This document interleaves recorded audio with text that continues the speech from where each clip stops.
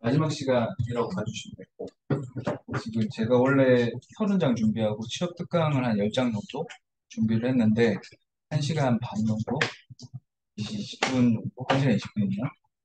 쉬지 않고 설명을 드릴게요. 뒤에는 한번 나중에 보셔도 될 것 같아요.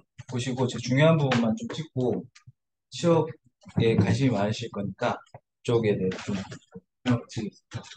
일단 지금 이 내용은 한번 보시면 될 것 같고, 여기도 인베디드 금융의 생태계인데 여기서 제가 좀 말씀드리고 싶었던 건 아까 계속 말씀드렸던 그 인에이블러 주체죠. 주체 부분이 1번, 2번, 3번 제가 3번까지 이 구조를 좀 설명을 했어요. 그러니까 고객의 적점을 가지고 있는 비금융회사, 빅테크 기업이 될 수도 있고 일반 스타트업 기업이 될 수도 있어요.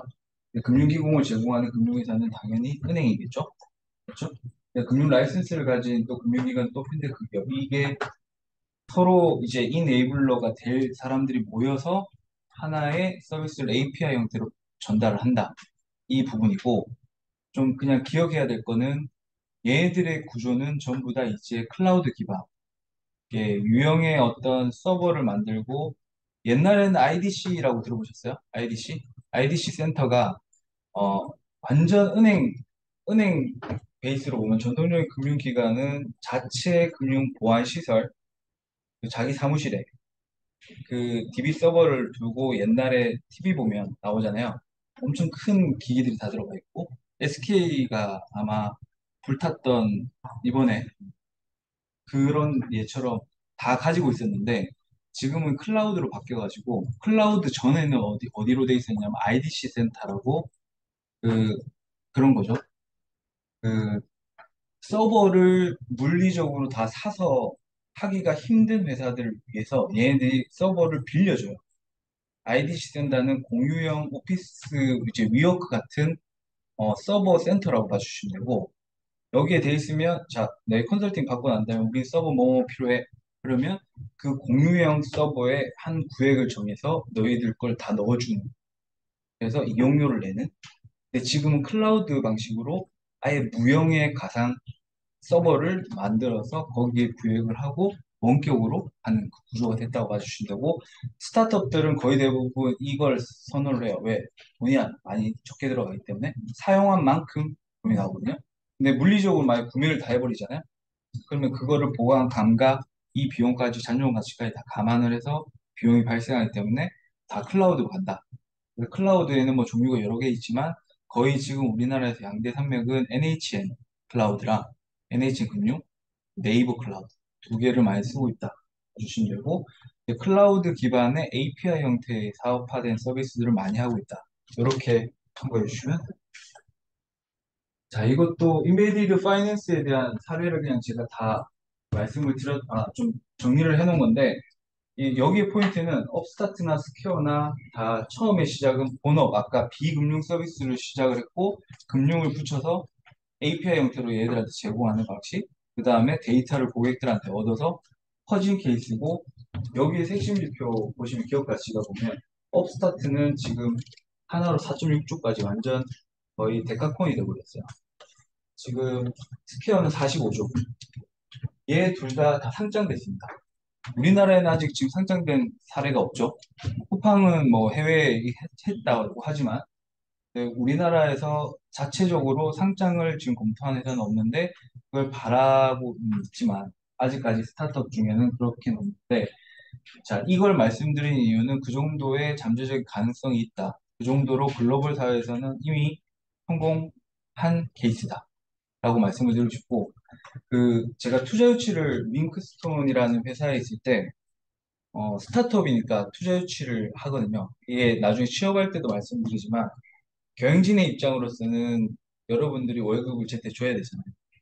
그래서 투자 유치를 엄청나게 열심히 합니다. 이 IR 덱을 만들어서 투자자 VC들을 찾아가가지고 피칭을 하고 거기에 대한 챌린징을 받으면서 그 챌린징을 받는 건 아까 말씀드렸던 비즈니스 구조에 대한 특이나 뭐 이런 건데 VC들이라는 건 벤처 캐피탈 말하는 거고 그 VC가 투자를 할 때 예전 같았으면 투자를 어떻게 했냐면 비즈니스 모델이 매력적인데? 처음 보는 건데? 이런 거면 옛날에 그냥 투자했어요. 그게 옛날이라고 하면 좀 멀리 느껴지는데 2010, 2019년도 제가 2019년도에 아까 한패스라는 회사에 잠깐 있었죠. 그때 제가 했던 일이 투자 유치였거든요. 투자 유치하고 내부 통제하고 사업 COO 역할을 같이 했는데 그때 150억 투자 유치를 성공을 했습니다. 나름 제 인생에 있어서 큰 돈이었고 그 150억을 받는데 6개월이 걸렸어요. 근데 150억을 한 업체에서 받은 게 아니라 한 메인 VC 한국투자 파트너스라는 좀 우리나라에 좀 크거든요. 한두파라고 우리가 소위 표현하는데 한두파에서 메인 컨소시엄을 구성을 해서 여기에 LP가 한 10명 정도 10군데가 들어왔어요. 리딩 뭐 투자증권이라든지 자산운용 쪽 그렇게 해서 10억씩 20억씩 넣어준 거죠. 그래서 토탈해서 150억을 받는데 6개월이 걸렸어요. 150억을 받아서 정말 잘 활용을 했죠. 근데 그 직전 회사에서는 자 2022년이죠. 뭐 여러분들 뉴스에서 봤겠지만 VC 침체기가 왔었고 지금 회사들 중에서 전부 다 오늘의 회, 오늘의 식탁 뭐 무너져 내리고 그린랩스 무너져 내리고 다 무너져 내렸잖아요. 결국은 걔네들 방만한 경영한 것도 문제지만 그런 것 때문에 이제 그 사이에 아까 말씀드렸던 대로 VC도 데이터가 많아졌어요. 제가 여기 설명을 드릴 거지만 VC들이 투자를 심사할 때 제한적이었던 것들이 데이터가 다스가 너무 활발해지니까 얘네들이 이제 눈높이가 높아지고 이제 판단을 더 효율적으로 할 수 있게 된 거죠. 그래서 돈을 눈먼 돈이 아니라 이제 정말 어렵게 너 매출 제대로 나와? 뭐 이런 것들 다 보게 되는 그래서 아주 혹독한 작년에 제가 시즌을 보냈고 투자 유치를 1년 반 동안 했던 것 같아요. 그래서 얼마를 모았냐면 진짜 힘들게 40억 정도? 40억 정도를 유치를 했는데 그게 너무 힘들었어요. 그 회사 일을 하면서 언제 그 VC를 제가 한 200개를 만났거든요. 만나서 피칭을 하고 질의응답을 하고 이걸 하면서 그 40억을 또 여러 군데에서 받았어요. 한 번에 요즘은 저 10억 이상을 크게 안 쏘거든요. 지금 그게 지금 현실이에요. 이제 뭐 내년까지 간다고는 하지만 그 정도로 얘네들이 그 어느 정도 그 얘네들이 그 지식이나 경험치가 올라온 건 고객 입장도 그렇지만 투자사들도 마찬가지다. 그걸 꼭 말씀드리고 싶고 근데 이 인베디드 금융이나 이런 쪽에는 훨씬 더 많이 관심을 갖고 있고 저희가 투자를 어떻게 받았냐면 제가 이걸로 받았어요. 그러니까 지금 뭐냐면 우리나라에는 지금 없어요, 지표가. 해외에 벤치마킹을 한 회사들이 이런 정도의 매출을 가져가는데 우리 프로젝션은 이렇다. 근데 우리나라는 이런 제한적인 요건들이 있기 때문에 이 정도, 이 정도, 이 정도 가는데 챌린지를 받을 때 그걸로 갔는데 지금은 거의 대부분 저희가 만나도 일단 해외에서 벤치마킹을 할 수 있는 애가 성공을 했냐, 국내에는 없냐, 이 두 가지로 근데 막 예전에는 그런 건 통했거든요. 마켓 메이커. 막 거창하잖아요. 시장에 없는 우리 선도주가 돼서 우리가 만들어줄게. 이래도 투자를 했죠. 신선하다고. 근데 그게 아니라는 거지. 지표가 있어야 된다. 이게 국내에는 없어도 해외에는 무조건 있어야 되는데 하기 때문에 그래서 제가 투자를 어렵사리 받았다. 자, 이 말인즉슨 여러분들이 데이터의 관점에서 본다면 해외든 국내든 상관없이 여러분들이 인사이트가 있어야 된다. 꼭 말씀드리고 싶어요. 저도 저라고 이거 서치를 다 했겠어요. 근데 이건 제가 찾은 거긴 맞지만, 근데 틈틈이 데일리마다 저도 관심 있게 보려고 하거든요. 근데 제일 좋은 건 제가 안 찾아도 데이터 사이언스 애들이 이걸 만들어서 이 전문가들이 이 정도에서 주간 단위로 위클리로 보고를 해주면 정말 저는 편하죠. 네. 그걸 원했고 그 이후에 제가 데이터 팀원들을 만들어서 데이터 센터를 만든 것도 그 이유로. 그래서 이런 것들이 중요하다는 걸 꼭 말씀을 드리고 싶습니다. 그렇지? 이렇게 지금 에스파이어나 머니허브 전부 다 오픈뱅킹이나 이런 거를 특화시켜서 사스 형태로 제공을 해서 성공한 회사들 다 같이 보세요. 에스파이어도 40조 원이에요. 크죠? 근데 우리나라가 아직까지 진짜 걸음마 단계라고 꼭 말씀을 드리고 싶고 인베디드가 왜 인베디드 하는지를 여러분들이 좀 체감했으면 좋겠습니다. 이게 그거예요. 자, 이제 데이터 분들이니까 데이터 쪽에 관심 있으니까 이거를 제가 들고 왔는데,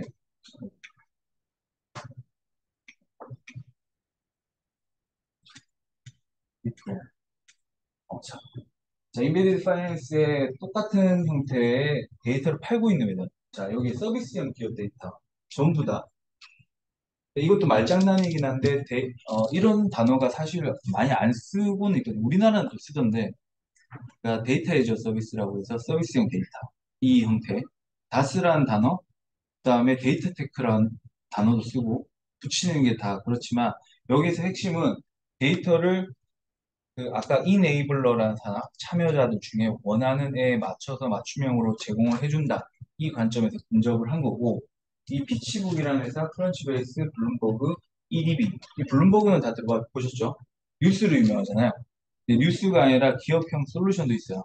네, 은행에서는 FX 터미널이라고 트레이딩을 할 때 쓰는 앱도 있고, 솔루션도 있고, 근데 얘네들이 데이터가 워낙 방대해서, 여기 보시면 데이터가 기업 수만 해도 500만이죠. 나머지는 300만, 300만 이런데 이게 지금 얘네들 수익 모델이라고 봐주시면 돼요. 자, 여기서 피치북이라는 것은 피칭 제가 아까 말씀드렸죠. 이 피칭은 원래 어디서 나오냐? 피치북이란 건 그냥 그 투자 상세 설명서예요. 미국에서는 피치북이라는 단어를 어떻게 쓰냐면 법인 투자자들 앉혀놓고 내가 이렇게 호객 행위를 하는 거죠. 내 투자 이렇게 하는데 상품이 어떤 거고 이런 걸 설명하는데 여기서 유래한 말이거든요. 그래서 우리가 피칭 던진다 이 얘기를 하는데 피치북이 얘네들이 기업 상장 비상장 M&A 정보를 누구한테 보내냐면 일반 기업들뿐만 아니라 투자 심사역들한테 다 보여줘요. 그러면 얘네들 비상장 정보를 알겠죠. 내가 윙크스톤이라는 회사를 운영을 하고 있는데 얘네들이 다 이 데이터를 가지고 있어요. 나중에 보여드리게 되겠지만 우리나라에도 이런 회사들이 이제 늘어났거든요. 얘네들이 이걸 보고 이 회사를 평가하는 기준치가 올라가는 거죠. 예전에 정보가 없어서 알게놈으로 사람 통해서 받거나 이렇게 진행을 했었는데 데이터 수가 많아졌기 때문에 VC들이 훨씬 더 효율적으로 판단하게 됐다. 그래서 투자 사이드에서도 여러모로 어, 뭐 장점이자 단점이 될 수도 있겠지만 효율적인 투자를 하게 되고 이제 스타트업들도 그거에 대비해서 장애에 더 준비를 하게 되는 이렇게 되는 현상이 왔습니다. 이 크런치 베이스하고 그런 거 다 동일하고요. 자, 우리나라로 치면 이런 업체들이 지금 많이 들어왔어요. 이 키스라인은 우리나라 시험평가하는 회사인데 나이스 산하그룹에 근데 얘네들이 지금 보세요. 신용정보, 조기경보 서비스에서 전부 다 데이터, 기업에 대한 데이터를 다 가지고 있어요. 근데 테크를 뭐 쓰냐면 전부 다 웹클롤링, 이 웹클롤링 말고는 없어요. 지금 현재 오픈소스를 가지고 가져오는 거고 예를 들면 음, 자플랜이 보셨죠? 나중에 이제 사진 보여드릴 건데 거기에 보시면 퇴사자 수들이나 이런 게 나오잖아요. 건강보험공단이나 국민고용 그쪽에 고용노동부였나? 그쪽에 오픈소스로 열려 있거든요. 그거 그냥 스크롤링해서 가져오면 그 회사 지금 퇴사자 지금 저기 건강보험료하고 이거 국민연금하고 다 나가는 거 다 확인할 수 있기 때문에 얘 퇴사자 수가 몇 명인지 알 수 있게끔 그걸 보여줄 수 있는 거예요. 그런 것처럼 전부 다 얘네들은 돈 안 들이고 맥플로링 하고 만약에 거기서 폐쇄적으로 닫혀 있다 그러면 돈 주고서라도 데이터를 사와서 얘네들이 자기 걸로 가공해서 판다 이렇게 봐주시면 되고 넥스트 유니콘은 여기는 그냥 전문 투자자와 피투자 매칭 서비스고 자 여기서 서비스 연결 데이터 포터 부분 조합 관리 이야기 이렇게 나와 있어. 지금 우리나라에서 내가 회사에 대한 정보를 얻을 수 있다. 이거는 WC하고 혁신해수업 이 두 가지거든요. 요거는 나중에 한번 들어가서 보시면 되고 혁신해수업은 제가 나중에 사진 쓰셔야 한다. 쿼터 부분 어떤 거냐면 그 스톡 옵션 아시죠? 요즘은 스타트업들 스톡 옵션 많이 나가니까 스톡 옵션이 어디서 우리가 관리할 수가 없잖아요. 내가 만약에 지금 5천만 베이스의 뭐 가득 기간을 얘가 한 2년 정도 근무하고 나면 2년 있다가 스트라이크 우리 행사가 내가 만약에 액면가가 5천 원인데 얘 구주 가격에 5천 원에 해줄게. 왜냐면 그때 2년 지나면 가치가 올라가잖아요. 비상장이라도 한 만 원까지 올라갈 거예요. 예를 들면 투자를 계속 받게 되면 그러면 5천 원에 얘들이 주식 매수를 할 수 있는 권리를 주거든요. 근데 그걸 주는 이유는 연봉이 거의 대부분 경영직들이 1억 이상이 되다 보니까 내가 그 정도 여력이 안 되니까 한 연봉 8천 주고 나머지 1억 이상에 가까이 되는 돈을 스톡옵션을 주겠다. 이거거든요. 그래서 스톡옵션이 정말 많아지기 시작하면서 그거를 관리할 수 있는 포탑을 만든 거예요. 그러면 기업하고 그 계약을 맺죠. 얘네들이 이걸 이용을 하면 기업에 대한 정보를 다 입력하게 돼 있거든. 머리 쓴 거죠. 스톡옵션 하나 하려고 저걸 다 받아버리니까 데이터가 계속 쌓이게 됩니다. 기업에 대한 데이터. 그걸로 얘네들 지금 ERP로 시작을 했다가 지금 여러 다른 부가적인 서비스 전부 다 세무대행 전부 다 그렇게 사업 확장을 할 수 있다. 이게 결국 데이터에 근거한 사업 비즈니스라고 봐주시면 될 것 같습니다.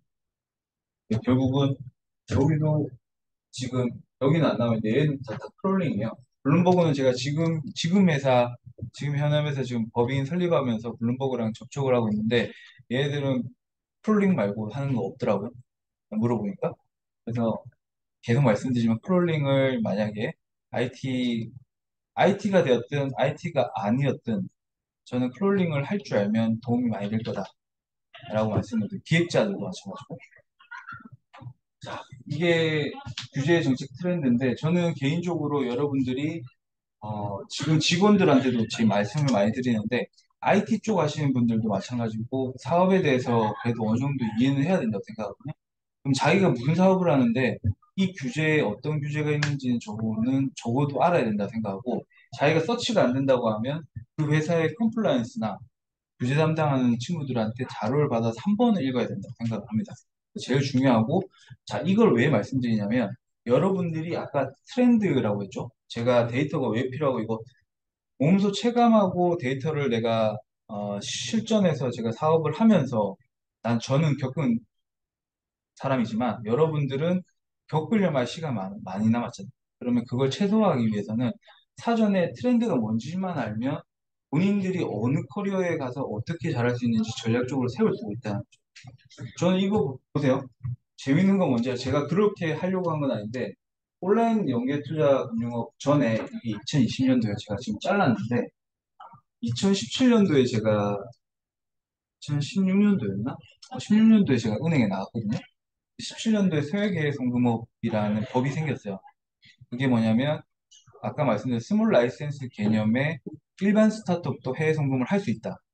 그렇게 해서 스타트업들이 많이 생겨나기 시작하는데 제가 거기 가서 신사업을 만들었어요. 그게 ICB라는 회사였고 ICB가 알리페이 그 해외 지급 결제를 하면서 해외 송금까지 하는 프로세스를 만들어서 수익원을 만들었거든요. 그때 법이 나왔어요.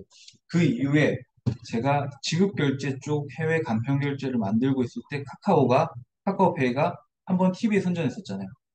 해외 소속 카카오가 된다. 카카오페이가 된다.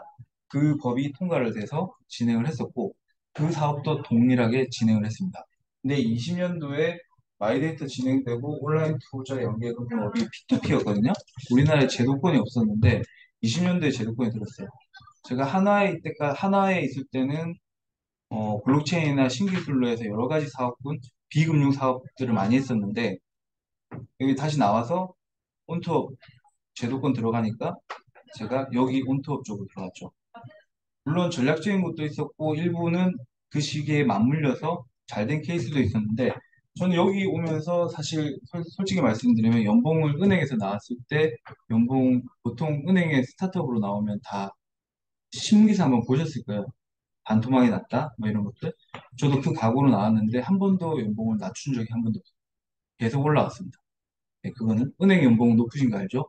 근데 그게 오래 갈 수는 오래 긴 시간이죠. 제가 은행에서 나온 지 다 포함시키면 횟수로 제가 16년 차거든요.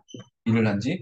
물론 은행을 좀 빨리 들어간 것도 있지만 아침에 16년 차인데 연봉을 계속 유지할 수 있었던 건 저 나름대로 노력을 했어요. 이 인사이트를 보고 이쪽으로 가서 그렇다고 뭐 법이 제도권이 들어갈 때마다 이직을 하란 말씀을 드리는 건 아니지만 제가 그렇게 하면서 인사이트를 많이 느꼈고 많이 경험을 하게 되었고 그래서 지금 이 자리에서 강의를 하고 금융연수원에서 은행원들, 증권사분들 대상으로 강의를 할 수 있었던 건 지식을 공유하는 게 아니라 경험을 했던 내용들을 실무에 어떻게 적용하는지 어떻게 솔루션을 제공하는지 이런 것들을 제가 강의를 하는 거라고 봐주시면 될 것 같습니다. 그래서 여러분들도 제도권을 이게 제가 지금 정리한 것도 있지만 거의 KPMG나 컨설팅 업체들이 정리 정말 잘해요. 요즘은 정말 잘해요. 물론 이제 여러분들이 데이터를 많이 진입을 하게 되면 여러분들이 저걸 더 시각화해서 더 이쁘게 하겠지만 어떤 회사에 들어갈 때마다 하겠지만 이런 것들을 보면서 인사이트를 가져가면서 아, 이 시기에 이렇게 하면 되겠다. 이런 것들을 보면 도움이 돼요. 이거 돈 안 주고도 배울 수 있는 거잖아요. 안 하는 것뿐이지, 여러분들이. 저는 이거를 누가 말해주는 것도 아니거든요. 근데 본인이 직접 시장에 있는 정보들을 어떻게 볼 줄만 알면 되는 건데 그냥 들어가서 한 번만 보면 돼요. 근데 서울에 있는 사람들도 제 밑에 있는 직원들도 제가 그 시기에 2017년도, 18년도, 19년도에 제가 그냥 스스로 아 궁금해서 찾아보기 시작했던 걸 보는 사람들은 단 한 명도 없었습니다. 정말. 심지어 그때 당시에 규제를 담당하는 친구조차 오히려 제가 전공 전달해 주는 역할을 했죠. 근데 이게 저도 그냥 알지 못하지만 찾아서 제 스스로의 가공을 해서 제 걸 만들어서 전달하는 역할을 했지만 그게 나중엔 시간을 되돌아보니까 좀 도움이 많이 됐다. 이거니까 여러분들도 시간이 된다면 저런 것들을 한번 보실 필요 있고 아까 말씀드렸죠. 구글에 요즘 너무 잘 돼 있어요.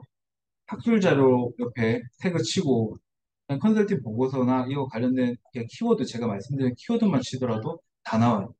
제가 이 그림들 그냥 챕터 발췌형 그림들 다 나오니까 꼭 귀찮아도 시간 날 때 한 번씩 보셨으면 좋겠어요. 이것도 다음은 데이터 테크, 이거 서비스형 테크, 다스 이 부분이 거의 대부분 이런 식으로 돌아간다.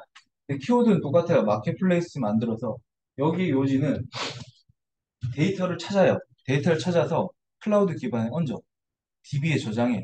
계속 쌓아. 그 다음에 이에 DB를 어떻게 활용할지를 보고 난 다음에 배분해 놓은 다음에 얘들을 가공, 변형해서 우리가 보기 좋게 만들어요.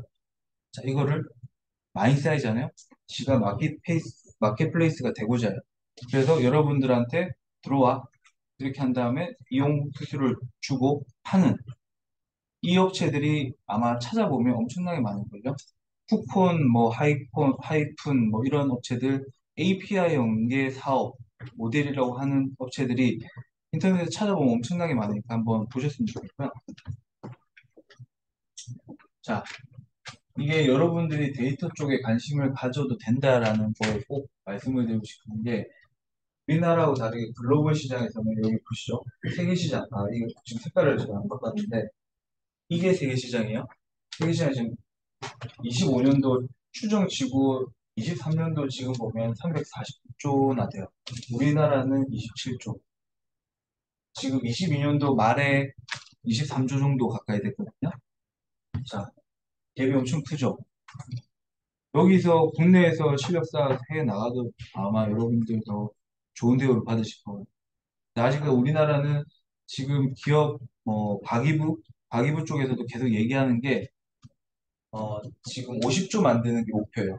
향후 안에 목표가. 지금 33조로 추정치는 돼 있지만, 뭐 슬로건을 내세운 건 50조 정도 시장 자체를 만들겠다. 이건데, 이 시장의 규모를 보면, 데이터 시장 지금 현재 22년, 23년 초일 건데, 21년 내 추정치인데 실제로 이게 21년도 자료거든요. 추정치인데 23년도에 보면 실제로 22, 23조가 됐어요. 23조 시장에 데이터 제공 관리 솔루션 시장 15조고 기업 정보 하는 애들이 지금 현재 3조 원으로 어, 통계치에 나와 있어요. 자, 기업 정보는 아까 말씀드렸던 혁신의수비라든지 이런 회사들이 이제 나오고 있기 때문에 3조밖에 안 되는 거고요. 지금 관리 솔루션은 아까 말씀드렸던 API 형태로 뭔가 다 뿌리는 역할, 그리고 데이터 컨설팅 해주는 회사들까지 다 포함하면 15조. 이렇게 된다고 보시면.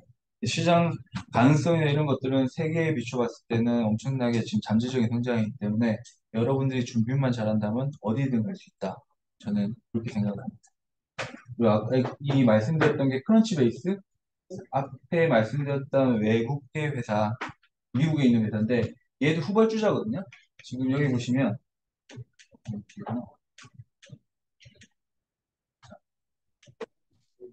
2016년도 자 블룸버그는 오래됐고 얘는 2005년도고 얘도 후발주자예요. 이둘 다. 근데 얘 피치북은 상대적으로 지금 기업 정보 데이터 수가 많죠. 프런치북은 4,000개. 왜 그러냐면 얘들은 기업 상장, 비상장 돈 주고 사오고 있거든요. 많아졌어요. 얘들 크롤링만 하고 있고 이 회사를 벤치마킹한 회사가 여기 WBC하고 혁신에서 회사라고 봐주시면 돼요. 저 그림을 제가 보여드릴게요. 그래서 지금 프런치 베이스가 어떤 형식이라면 이 웹사이트에 들어와서 스퀘어란 아까 제가 스퀘어 45조 되는 상장사 미국에 이 치면은 여기 조회가 되고 여기에 스퀘어라는 데이터에 대한 기업 개요가 나와요. 여기 보시면 종업 원수가 나오고 뭐 상장 퍼블릭 돼 있죠. 그다음에 여기 보시면 인베스트 22번 받았고 엑시트 4번 했고 지금 뉴욕 거래 증시에 다 돼 있고 에퀴지션하고 횟수 투자 펀딩 금액 다 나와요. 이 이후에는 우리나라는 이거를 어떻게 가져왔냐면 투자 유치 실적이나 종업원수 트래픽 MAU 다 끌고 오는 형태가 혁신했어요. 회사가 그걸 정말 잘 만들었어요. 거기 데이터 하시는 분은 너무 잘하시는 것 같아요. 제가 봤을 때는 저도 그걸 애용하고 있는데 그런 식으로 크런치의 이 내용을 벤치마킹한 회사가 더 VC하고 혁신했어요. 이렇게 봐주시면 되고 근데 재밌는 게 뭔지 알아요? 이게 또 뒤로 가야 되는데 이건 또 녹화가 되고 있어요. 얘기를 못하는데 이 WC하고 혁신의 듀비 자 똑같아요. 서비스형 기업 데이터고 일반 정보를 대상으로 하고 있고 이 회사가 투자 유치를 어떻게 했냐 이런 거 다 나오고 있거든요. 그럼 이걸 보는 사람 누굴까요? 자 취업생, 회사 이직하는 사람들, 직장인. 두 번째 전략 담당하는 사람들. 사업 이 회사의 파트너사 맺을 때 봐야 되니까. 세 번째 VC들.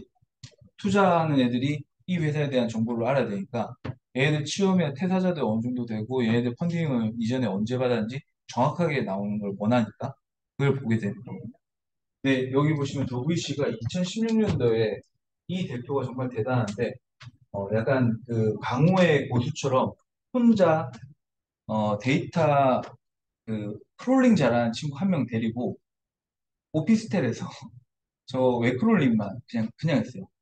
시장 오픈도 안 됐어. 계속 데이터만 쌓았어요. 이 회사는.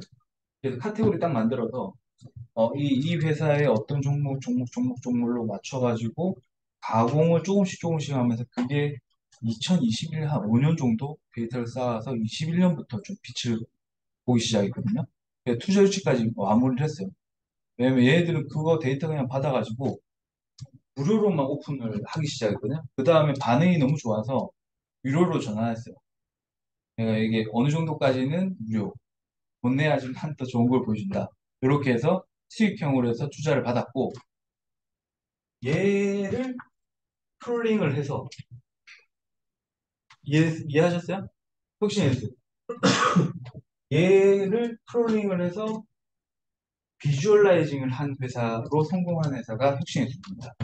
얘가 다 만들어 놓은 거 일부 얘가 안 막아 놓은 것들 오픈소스로 다 가지고 와서 그대로 실제로 보면 얘 사이트 들어가면 정말 어둡고 침침하고 약간 좀 그렇거든요. 근데 혁신의 숲은 정말 좀 깔끔해요.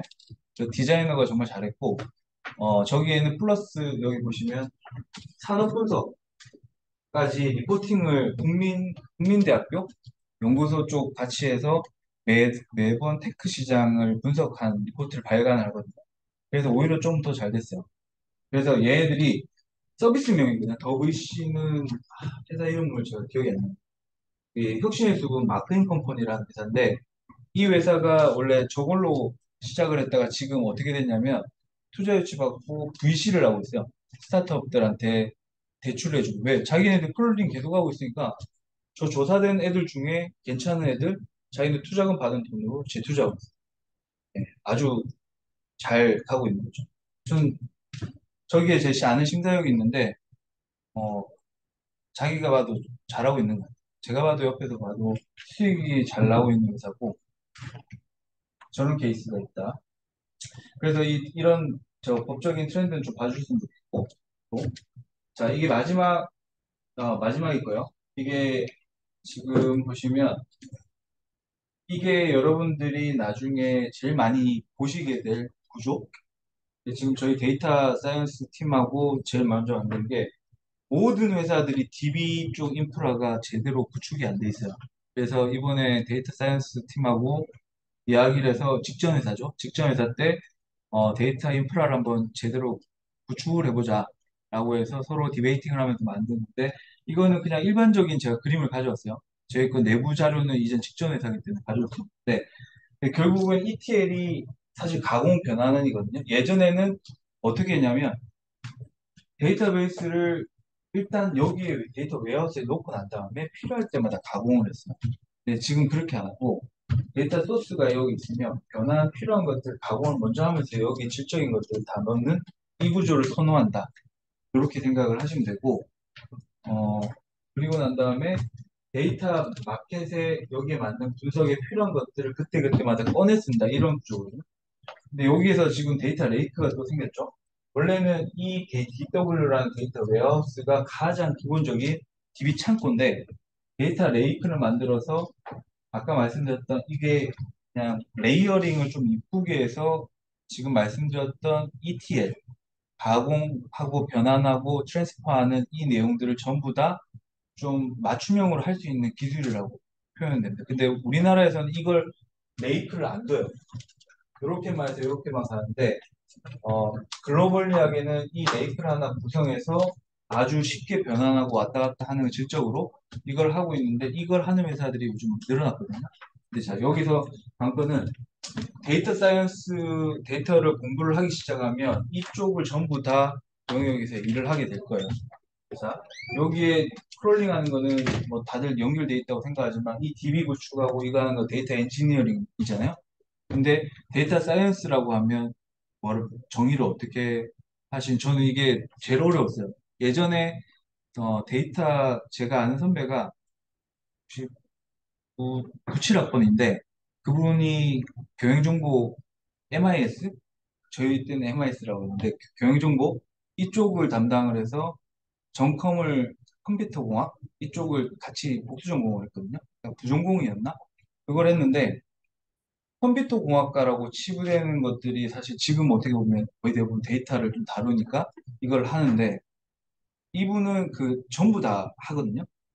그 데이터 사이언스로 치면은 기획부터 해서 마이닝도 하고 저기 저 뭐지 인텔리전스 할 때 이 분석하고 그다음에 머신러닝도 하고 전부 다 하시더라고요. 근데 요즘은 왜 애들이 자기가 면접을 보면 다 나눠져 있는지 모르겠다고 얘기를 하는데 저도 그게 어려워요.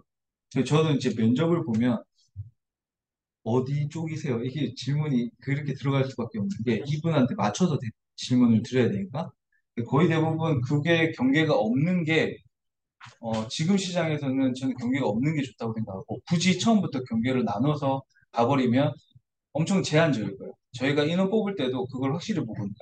데이터 사이언스라고 하면 아마 지금 기준의 실무에서 본 데이터 사이언스는 약간 엔지니어도 아니고 기획을 하는데 또 이걸 인사이트를 자기는 준다고는 하는데 이게 또 정말 얇게 얇게 가지고 있거든요. 데이터 사이언스가. 근데 나뉘고 보면 데이터를 분석하는 친구, 기획하는 친구, 엔지니어하고 이거를 다 같이 하는 애들이 저는 아주 강한 무기가 될 수 있다. 이렇게 생각을 하고 지금 여기 데이터에만 또 제가 너무 매몰돼서 얘기를 하면 안 되니까 생각에는 IT 하는 분들도 저희가 지금 제가 프로젝트를 여러 개를 했었거든요. 예를 들면 앱을 만드는데 제일 처음에 사업 전략을 제가 짜요. 사업 전략을 짜고 난 다음에 그 다음에 누구한테 넘길까요? 서비스 기획. 서비스 기획자는 사업 서비스 전략을 짠 이 큰 내용을 서비스 기획 단위, 소 단위로 스코프를 줄여서 쉽게 말하면 IT가 이해할 수 있는 요건 정의를 만드는 사람을 서비스 기획자라고 합니다. 이해하셨죠? 그럼 제가 장하게 비즈니스 모델 설명을 하고, 이 부분에서 이렇게 수익 모델이 이렇게 됐다. 자, 여기서 이 서비스가 들어가면 좋겠고, 이렇게 얘기를 해요. 서비스 기획자랑. 그럼 서비스 기획 팀장은 이 얘기를 두고 하나의 박스에 자기만의 양식에 여기 화면 단에 그림을 놓고 어드민이든 아니면 고객 유저 쓰는 화면이든 옆에 노출되는 페이지나 이런 상세 내용들을 이미지를 자기가 연상을 해서 거기에 맞게끔 하는 게 서비스 기획자고, 이 서비스 기획자가 그린 내용을 보고 디자인을 한 사람을 디자이너라고 하는 거고, 이 디자이너가 IT 애들이 쓸 수 있는 소스로 바꿔주는 형태, 그러니까 디자인에 또 디자인 입힌다? 이게 퍼블리셔예요. 그래서 자, 제가 왜 이거 설명을 드리는지 잘 들어보세요. 퍼블리셔 다음에 IT죠. IT에는 풀스택 개발자가 있고 백엔드, 프론트 다 있죠. 맞죠? 그러면 DB 관리하는 애들도 있겠지만, 근데 요즘 트렌드는 어떻게 하냐면 데이터도 마찬가지지만 직원들이 다 하나씩만 해요. 초반에. 근데 취업이 안 됩니다. 왜 그런지 알아요? 스타트업들이든 어떤 회사, 저 대기업이든 그때 프로젝트가 뜨잖아요. 그럼 그거 뜨고 나면 그 다음부터 없거든. 그럼 그 다음에 또 어디에 가야 돼? 또 계속 프론트만 찾는 애들만 찾아야 돼. 그러면 단위당 자기가 계속 이직하는 횟수나 자기 찾는 게 늦어버리니까 프론트를 시작한 애들은 백을 배우게 되는 거고, 백을 시작한 애들은 프론트를 배워요. 이게 첫 번째. 두 번째는, 자, 디자이너가 자기가 디자인을 하다가 퍼블리셔한테 넘겨주는데 퍼블리셔가 다 바꿔버려요. 그럼 열받죠? 그럼 디자이너가 어떤 생각을 할까요? 아, 퍼블리셔 그거 아무것도 아닌데 내가 해버리지. 이게 경영학과, 경영정보학과 있죠? 야, 경영학적으로 보면 우리가 제일 많이 배웠던 게 전방통합, 후방통합이잖아요. 맞죠? 그런 현상들이 자연스럽게 발생을 하고 있어요. 그래서 저희가 이력서를 보면, 자, 똑같은 애가 들어왔는데 프론트로 정말 매력적으로 오랫동안 프로젝트를 한 애. 근데 프론트를 쭉 해오다가 백엔드까지 하네? 백엔드 서브, 그럼 저희 백엔드 뽑아요. 백을 잘 못한다고 해도 여기서 인큐베이팅을 시킬 수가 있으니까 백에 대한, 그러면 제가 프론트 두고 백 두고 이렇게 해서 고가의 돈을 주는 것보다 얘를 인큐베이팅 하는 돈이 훨씬 더 값비싸고 생각을 하거든요. 왜냐면 둘 다 각각 뽑아 놓으면 얘들은 누군가 한 명 나가요. 그래서 제가 여러분들이 지금 IT로 갈지 어디로 갈지 모르겠지만 자기가 맞는 영역에서 간다고 했을 때는 하나에만 보지 말고, 아, 내가 서비스 기획을 선택을 했다. 그럼 서비스 기획자가 디자이너 하신 분들도 있거든요. 오히려 더 잘해요. 그래서 내가 서비스 영역 아니면 사업 전략, 제가 예를 들게요. 사업 전략이면 데이터를 보는 사업 전략을 짜는 사람이 됐으면 좋겠고, 그렇게 준비를 했으면 좋겠고, 서비스는 저 퍼블리셔까지 아우르는 이렇게 프론트, 백 하면 차이면 풀스택이 되겠다는 생각으로 있습니다. 오히려 퍼블리셔 하는 프론트엔드도 봤거든요, 저는. 심지어. 그러면 프론트엔드가 퍼블리셔 줄 때가 진짜 신기한 게, 개발을 제가 프로젝트를 띄웠는데 지그들끼리 싸우고 있어. 왜냐면 서로 안 줬다고. 근데 나는 디자인을 넘겼거든. 근데 퍼블리셔가 자기는 줬다고 하고 IT는 자기네들한테 커뮤니케이션 제대로 못했다. 내용을 뜯어보면 다 주긴 줬는데 자기 영역에서 서로 그냥 자기 것만 하고 넘긴 거죠. 근데 여기서 해야는 어, 제가 그 얘기를 누구한테 들은 프론트한테 들었는데, 왜 프론트인데 왜 퍼블리셨다고 이것 때문에 지금 제가 똑같은 상황을 얘기를 했어요. 아니 답답해 죽겠는데 자기는 다 안 했다고 하고 그럼 차라리 그냥 내가 할게요 해서 딱 그 IT의 딱 첫 시작점에 자기가 퍼블리셔 이게 안 오니까 그냥 서비스 기획자가 주기만 하면 자기 디자인하고 퍼블리셔까지 다 어느 정도 해서 프론트까지 만들어 버려요. 이해됐죠? 그게 완벽하지 않더라도 그 정도를 하더라고. 근데 걔가 그분이 몇 년 차였냐면 5년 차였어요. 5년 차. 거의 신입에 가까운. 자기가 그거를 1년 단위, 1년 단위 쪼개서 스타트업에, 일반 진짜 조그만 스타트업에 가서, 거의 대부분 스타트업 가면 혼자 다 하실 거고 거의 대부분 그래요. 진짜 인원이 10명 이상이 안 되는 회사들은 거의 대부분 그렇고, 인원을 조금 더 뽑다 보면 돈이 없다고 하면서 회사 직원들 한 명씩 나가는 회사들도 있고 그런 회사들도 있는데 다 그런 건 아니에요. 근데 그러면서 본인들은 그걸 많이 배우죠. 그런 친구들이 나중에 정말 능력 있는 친구가 되는데, 그 여러분들도 그 지금 방금 말씀드렸던 통합되는 그 측면 경계선 부분에서 딱 처음에 그냥 서비스 기획만 되자 이렇게 생각하지 마시고, 서비스에서 이만큼만 가자 단계 단계. 그러면 회사 선택할 때 훨씬 더 쉬울걸요? 자, 서비스 기획을 먼저 배울까? 저걸 먼저 배울까? 충분히 할 수 있잖아. 예, 하나 딱 짚고 나면 그다음부터 어디 가지? 이 생각을 하면 취업을 아예 못하게 되는 꼴이니까 그렇게 하면 좋을 것 같습니다.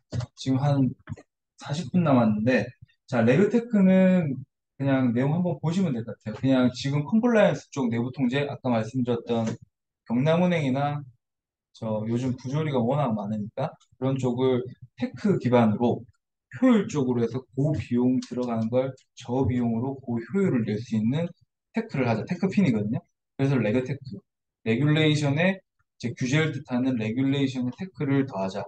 그래서 저비용으로 고효율을 내자. 이것만 알면 됩니다. 그래서 이 분야에서 제일 많이 하는 게, 자, 다 말씀을 드렸죠. 금융 쪽에서 제일 많이 하고, 왜냐면 금융이 규제 산업이니까 여기에 머신러닝이나 클라우드, 데이터 마이닝, 블록체인, 자, 이렇게 기술이 들어가서 쓰게 됩니다. 이게 뭐겠어요? 데이터겠죠? 이 데이터로 활용할 수 있는 것들이 워낙 많으니까 이런 쪽에 여러 가지 사업을 할 수 있다. 이제 KYC, AML, 안티프라우드는 KYC는 Know Your Customer, 그러니까 고객 바로 알기. 금융소비자보고 은행 금융권에 계셨던 분들은 다 아실 내용들이요. 그래서 그 아마 은행 거래하시면 여러분들 고객 이행 주기가 돌아올 거예요. 그러면 뭐 앱에서 갑자기 떠가지고 여러분들 기본 정보 이사 갔니 안 갔니 그런 것들 업데이트를 하라고 나오거든요. 그거요. 그래서 데이터를 쌓기 위한 그 부분이고 AML은 안티머니 런더링에서 자금 세탁 방지. 이것도 하나 요거 하면 이제 이것도 한 8시간 나오거든요. 네, 약간 이런 자금 세탁 방지 시스템도 있다. 이 안티프라우드는 FDS라고 혹시 들어보셨어요? 그 금융 사기 시스템. 그 카드 쓰면 여러분들 해외에서 카드 쓰면 문자 오요. 자기 카드를 자기가 해외 결제를 했는데 모바일로 이 카드가 해외에서 자기가 한국에 있는데 다른 사람이 썼다고 해서 뭐 전화 오거나 확인 전화 오는 거 그런 약간 조기경보 이상 징후 시스템인데 이것도 똑같이 레그테크로 활용을 할 수 있죠. 기술이 들어가면 당연히 그걸 많이 잡아내죠. 예전에는 이게 예전이라서 너무 오래된 것 같긴 한데 2016년도 한 14년 이쯤에는 기술 발달하기 전에 결제만 하면 연락 왔어요. 지금 연락이 그렇게 많이 안 와서 인지를 못 하는데 결제만 하면 연락 왔어요. 그래서 고객 민원도 엄청 많았고 카드 썼는데 왜 자꾸 쇼핑하는 거 가지고 뭐라 하냐 이것 때문에 기술이 발달해서 이거를 알럿을 횟수를 줄이게 되고 테크가 들어간다. 그래서 이런 분야에서 많이 쓰고 컴플라이언스 그다음에 리스크 관리 데이터 매니지먼트 지금 제가 이거 데이터를 일부러 여러분들을 위해서 넣은 건 아니고 거의 대부분 진짜 데이터는 다 써요. 그래서 데이터 쪽을 저도 지금 공부를 하고 있으니까 여러분도 서비스 기획을 가더라도 데이터를 봤으면 좋겠고 그랬으면 좋겠습니다. 자, 요거는 시사점이니까 한번 보시고 비즈니스하고 규제적인 관점 둘 다 보시면서 여러분들 인사이트를 가져갔으면 좋겠다라는 뜻이고 지금 트렌드 그냥 요약을 해놓은